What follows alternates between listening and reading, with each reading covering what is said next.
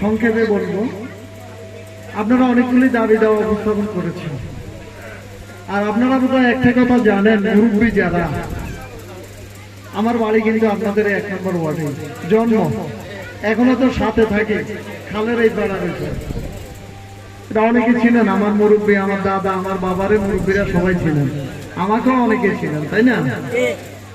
যুব সমাজ, ইয়াং যারা, তাদের সাথে হয়তো একটু যোগাযোগ কম, তারা হয়তো একটু কম চিনবে। আজকের পরে চিন্তা তো তোমরা নাকি, এই যে যারা আছে এরা সবাই তো চিনবে। তোমাদের বাপ দাদার সাথে আমার সম্পর্ক, নিবিড় সম্পর্ক দীর্ঘদিন থেকে আছে। আমি 1991 সাল থেকে রাজনীতির সাথে সম্পৃক্ত। রাজনীতি করার একটাই কারণ, রাজনীতি হলো সামাজিক ভাবে একজন আরেকজনের সাথে সামাজিক বন্ধন সৃষ্টি করে। হ্যাঁ, অসুবিধা নেই, সংক্ষেপে শুনছেন, রাজনীতি সামাজিক বন্ধন সৃষ্টি করে।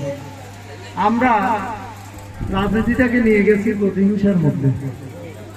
আমি বলতে চাই, বর্তমান সরকার প্রধান উনি চায় রাজনীতিটা একটা সামাজিক বন্ধনের মতো সৃষ্টি হোক। আমি আওয়ামী লীগ করবো, আপনি বিএনপি করবেন, কেউ জামাত করবো, কেউ আমরা আহলে সুন্নাত ওয়াল জামাত করবো, কিন্তু রাত ঘুরে ফিরে দিন শেষে আমরা তো ঘরে আসি এক জায়গায় হয়ে যায় না?